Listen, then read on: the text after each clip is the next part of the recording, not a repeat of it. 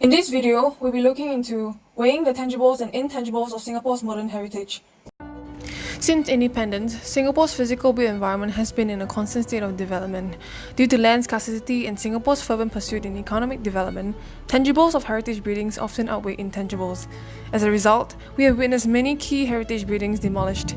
Tangibles is the economic value and potential of a building and is valued by stakeholders such as government and landowners who are concerned about efficiency and profit margins.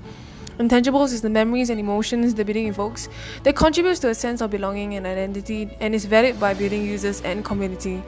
There is a constant conflict between Singapore's need for development and conserving modern heritage buildings. To analyse this development conservation conflict, we consider the case of Old NLB. Old NLB is Singapore's first free public library. Established in 1960 at 91 Stamford Road and funded by Lee Kong Chian and the British government, it provided books in 4 vernacular languages which were free to borrow.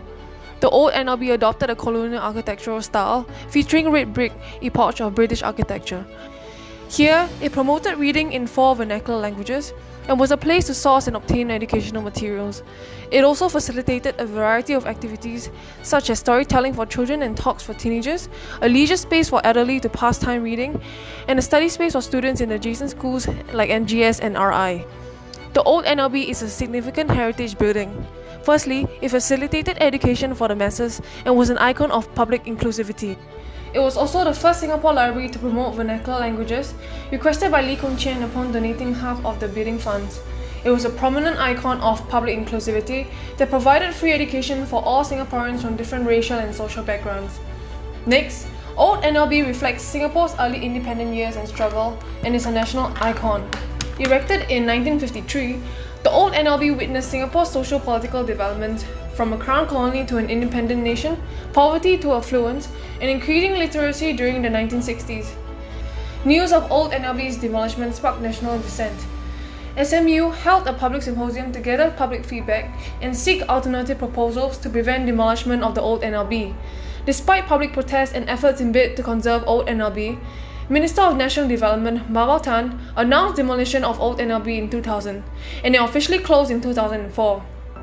From the narrative of the Old NLB, we notice opposing views of the public and the government, and efforts made by institutions and the government to gather and consolidate feedback to make the best decision available.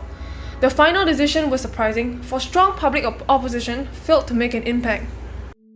To make a more compromised decision for future heritage sites, we would like to analyse the components of the decision-making process of heritage sites and propose improvements which will better balance the weightage of components, the intangibles and tangibles, and in tandem the power of stakeholders.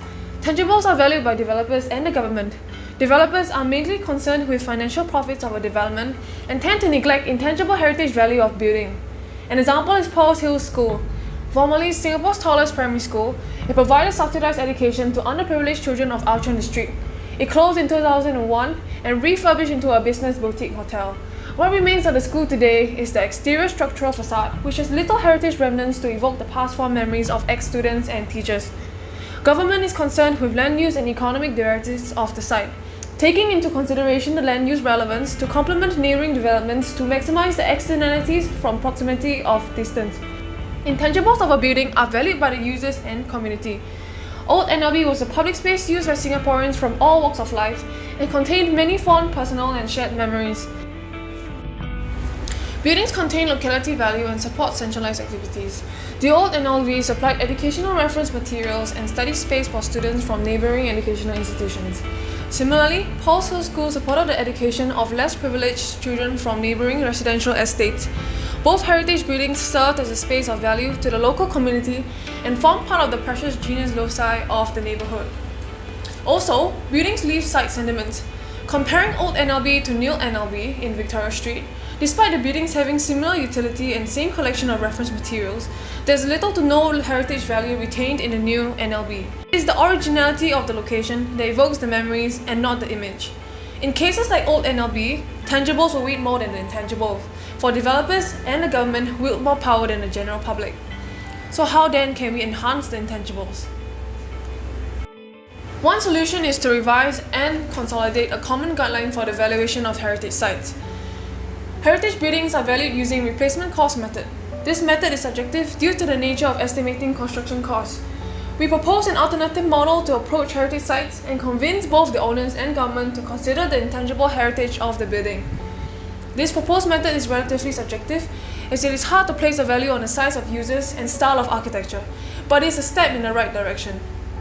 Apart from the valuation, checks on heritage can be implemented into the decision-making process, for currently, heritage sites do not have to undergo a mandatory assessment to evaluate the heritage impact.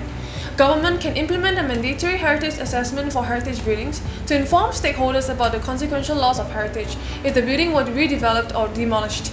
The Heritage Impact Assessment is one possible assessment. However, HIA is subjective, for interest groups may have different opinions about what makes a heritage. Also, a mandatory HIA involves additional costs to facilitate the assessment. Apart from influencing owners and government, we can improve public awareness of intangible values. Research and documentation of heritage buildings have been initiated by NHB and NLB, promoting greater public awareness of heritage buildings. However, we believe more can be done. This includes early documentation of prominent modern sites such as MBS, hosting on-site heritage tours to educate the public about the history, launching social media campaigns to increase awareness, and encourage volunteerism for heritage advocacy members to have an active engagement with heritage buildings. Heritage sites carry tangible and intangible values. However, intangibles of heritage sites are often neglected in the wake of redevelopment.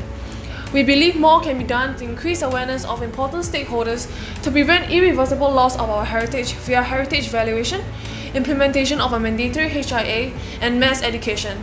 However, we acknowledge that these methods of evaluations are highly subjective due to the nature of variables measured. Even so, it is a step in the right direction to increase conservation efforts and preserve our valuable heritage for future generations.